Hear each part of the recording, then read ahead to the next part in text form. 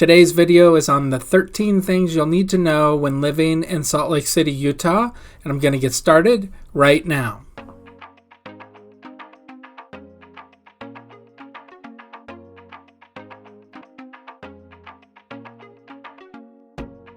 Welcome back. I'm Greg Spackman, and this is the Living in Salt Lake City channel.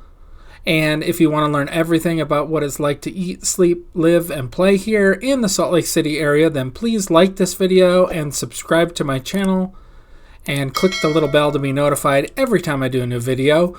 We are getting so many people that are reaching out to us that are wanting to relocate or move here to the Salt Lake City area, and we absolutely love it. So if you're thinking about making a move here, please reach out to us via phone, via text, via email, or pigeon carrier, however you can get a hold of us. We'd love to help you make your move here. So today's video is on the 13 things you'll need to know when living in Salt Lake City, Utah. And number one is, you probably already are aware of it, but it's the outdoors. There are a ton of things that you can do outdoor here, like hiking, fishing, camping. I do a ton of those things. You can take your boat on the lakes. There's a ton of lakes here that you can go out on. You can fish in the different streams or lakes, and a lot of the communities around will have their own pond that you can go down that they stock with, trout and catfish that you'll be able to catch fish at. There's a ton of walking trails around. Everything for Utah seems to be built on the outdoors. And just when you're done with the summer type of things, then you got the winter, and we have some of the best snow on earth here. So you'll be able to ski or snowboard or tube down hills, whatever you want to do playing in the snow. Just know that there's a ton of outdoor activities that you'll be able to do here in the Salt Lake City area. Number two on the list is the cost of living. And the cost of living here in Utah, I've got a few videos that do a deep dive into that, so you can watch those on my channel. However, pricing here and the cost of living in Utah has gone up and up and up. We rank somewhere in the middle of the road as far as cost of living, so it's not super cheap to live in Utah. It's not super expensive. It really depends what state you're coming from, moving here to Utah, whether it's going to be expensive or not. The people that are moving here from California and Illinois and Michigan and whatnot, where the home prices are higher, see Utah as a value. People that are moving from, say, Alabama or North Carolina or parts of Texas, where home values are, $200,000 or $300,000 for your home, are seeing a big sticker shock in pricing of what their money buys them here. However, as far as most of your groceries and that, it's very similar price to everywhere else. A gallon of milk is somewhere around $3 a gallon right now. And a gallon of gasoline, I think, is $3.75 right now for the cheap stuff. So wherever that is where you're at. But gas here doesn't seem to be the cheapest for sure. Texas and some of the other states over in that region are much, much cheaper in gas. 50 cents, 75 cents a gallon cheaper. But we aren't California prices where we're at $6 a gallon either. Number three on the list is house prices. And while house prices over the last, I would say since June of this year, we've kind of had a leveling off process and a slight dippage of prices. And that's mainly due to interest rates and the affordability factor for people. But know that each city is going to vary on what homes cost and which home you can, what you're looking for as far as location. And if you are able to share with us a few things about what you're wanting, we can help place you in the right city so that you can take advantage of everything what you're after. But know that builders right now are giving some pretty crazy incentives. So if you're wanting to buy new construction, now would be a great time to make that purchase. Interest rates are hovering right around 6.5%, but builders are offering some specials on the interest rate. Just reach out to us. We can help you with a new construction home for sure, guide you through that whole process. Number four on the list is lifestyle. So the majority of our clients are moving here, are coming here for some sort of suburb or whatever, but the suburbs are, that's dumb.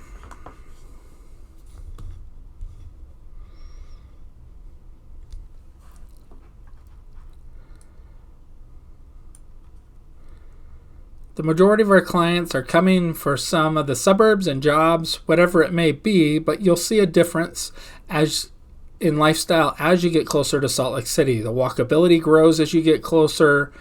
Each city kind of has its own flavor, and that's why you need to reach out to us so that we can help place you in the right area. Otherwise, you're going to maybe end up in an area where you don't want to be, but we need to know what your lifestyle, what you're looking for. Do you want a coffee shop nearby? Do you want a Target nearby? Do you hate Target? Do you want a bunch of restaurants? Do you not want restaurants nearby? Do you want an acre for your horse, or do you want a nice subdivision that's where the homes are all together, or do you want something where they're spaced apart? We can help you with that so that we can fit what your lifestyle is. You just got to let us know what that is. The cost of living in Utah overall is, I think you get good value for your money being in Utah. Number 5 on the list is the traffic and the drivers. How bad are the drivers? Well, you've heard in some of my other videos that the drivers here don't know how to drive. They drive super fast. They drive erratic. So know that the drivers here in Utah aren't very good. Seems like we have gotten some of the worst drivers in the U.S. all to be here in the Salt Lake City area. But it's not too terrible. Mass transit here is pretty awesome. We have something called the track system, and then they have a train and they have buses, but the track system is awesome. You can get around on it pretty easily, and it's just good that we have some sort of mass transit here where other areas don't have any, other than some buses. Number 6 on my list is diversity. There really isn't a huge amount of that here, although each year it is becoming more and more diverse as more and more people move here from other areas. So you'll think that it's not super diverse, but I would say that it's pretty mixed, middle of the road, mixed diversity. It's definitely not as diverse as other areas in the country. However, the people here are genuinely friendly, so I think that makes up for a lot of the diversity, just having nice people. Number 7 on the list is the street naming convention, and whoever thought of how they name the streets here with this numbered system, grid system they call it, should be replaced. They definitely need to fix how the streets are named. It's going to drive you nuts as far as having any idea what 1,000 by 3,000 east is, and certain streets can have an east and a south and be all confused, and then it's a pain sometimes to put it into your map system, like your Apple Maps or Google Maps, to get somewhere. It's just a cluster. I wish that they had just went with the normal, 123 Main Street or 486 Southland Boulevard, that sort of thing. It was much easier for me to remember. However, people that have grown up here in Utah seem to really like it, so I think you'll get used to it eventually with the way it's named, and maybe you'll be able to use it better than I am. But the numbers are related to the different Mormon temples, and so when you go to certain areas, then it will reset based on the next temple up ahead or below. So you'll kind of get used to seeing that once you've been here. Comment down below what you're looking forward to most when you're moving here to Salt Lake City. And if you're a local, please comment down below about what I've messed up so far. I'd love to hear your comments, so please drop them below. Number 8 on the list is the weather. So if you have allergies, many people will suffer from hay fever and winter allergy problems in Salt Lake City, Utah, and the surrounding areas than other parts in the country. Know that we have a hot and a dry climate here, where we have extended periods of warm weather accompanied by wind and low humidity. That helps what makes it so allergenic here. But know that we have dry weather, which means you're going to need lots of lotion and chapstick or Carmex here. We just figured that out, that it's really helpful to have that on hand. You just don't know. It'll go from 1 week where you need it, and then you don't need it at all for months. So as far as weather goes and allergy sufferers, we also have all 4 seasons here, which you probably have seen that already. So you're going to get a real winter, a real spring, real summer, and a real fall. Fall here is one of the most amazing times with all the leaves changing. Winter, you're going to be able to snow, ski board, do other things you want to do in the snow. is we get plenty of snow in the mountains. We don't get a ton of snow in the valleys. 2 days ago, we just got some snow from like 2 inches of snow in our house. So we did get a little bit of snow, just enough to play with, but the roads were all fine, so you could get around pretty much wherever you needed to go. The weather in the summer, you have, normally it's pretty mild, 85 to 95 in that range, maybe 80s. But we typically get like 1 or 2 heat waves where it'll be above 100 for a few days. But I think that happens almost everywhere in the U.S.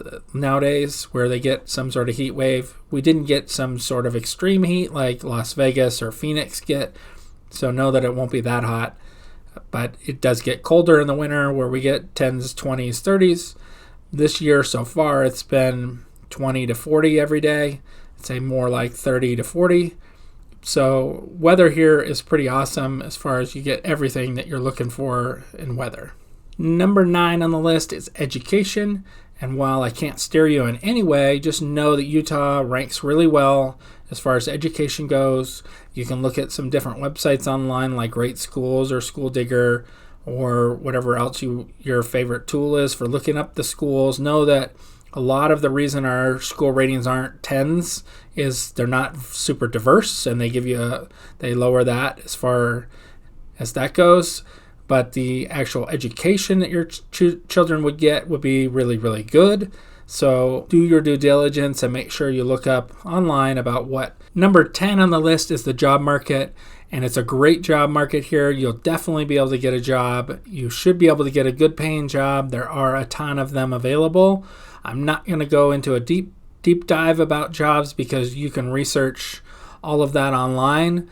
But know that you'll be able to get a job here and you should be able to make decent money at it in Utah. We have Silicon Slopes, the nickname that they made for that, which is around the Orem area of Utah, which is the southern part of Salt Lake City, maybe 30, 40 minutes away from that. Just depends on what you're looking for. Like they have Adobe there, for instance. But there's a ton of jobs here in Utah, so you'll be able to get a job, or you should probably have that before you move, most likely. Number 11 is the food scene. While Utah isn't known to be like a foodie town, they do have plenty of good restaurants for you to eat at and find.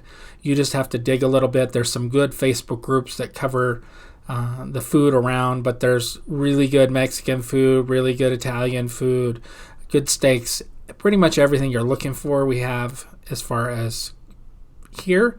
You just have to look around and ask people. Like we asked about sushi because that's my favorite food, so we found a really good sushi place up in Salt Lake City that we've gone to twice now. There's a good teppanyaki place that we really like that's in Sandy. You just have to kind of find out what it is that you like, and you'll find those different little restaurants or little coffee shops or whatever. You'll be able to find all that, the food that you need here in Salt Lake City. Number 12 on the list is the airport. And while you might find it strange that I added the airport here, Salt Lake City has a fabulous airport compared to numerous airports that I've flown out of around the U.S. It's small, but big enough to where you can get flights to wherever you want to go. It has some cool restaurants in it, like it's got a pickup sticks, which you can't get anywhere else in Utah for whatever reason. It also has a Panera Bread, and you can't get that anywhere else in Utah. So there's at least 2 places in there where you can't get it anywhere else. They're also expanding the airport, so right now if you're flying out or flying in via Southwest, know you're going to have like a mile walk to get from that terminal all the way out to the street, and that's going to change once they finish that new terminal. But the airport has a great setup. You can get there relatively 40 minutes, 45 minutes before your flight and not have a big problem making your flight, unlike some other airports. And number 13 on my list is the liquor laws. And so Utah has some really weird liquor laws here that you'll need to be aware of if you are a drinker or you want to get your drunk on. Know that You will only be able to buy beer and a few other little things at the grocery store. You will not be able to buy wine or, say, Jack Daniels at the grocery store. You'll be going to the state-run liquor store, and those are closed on Sunday. They don't open up early in the morning. They don't stay open late at night. So you're going to need to plan ahead, say, for Sunday night football. You're going to need to make sure you have what you need on hand the day before, or else you're not going to be getting it on Sunday. And as far as the drinking and driving law here, it's 0.05, which is the lowest in the nation. Nobody else has a lower limit than that. So be careful if you're having any drinks out that you just take an Uber or a Lyft home instead of driving, as it's not worth it here, because you can't drink very much to be at 0.05. But all in all, those are the 13 things that I think you should be aware of when you're making your move here or relocating to the Salt Lake City area. Me and my team would love to help you. The only way we can do that is for you to reach out to us via phone, text, email. We can help you find that perfect spot that you're looking for and get moved here to Utah.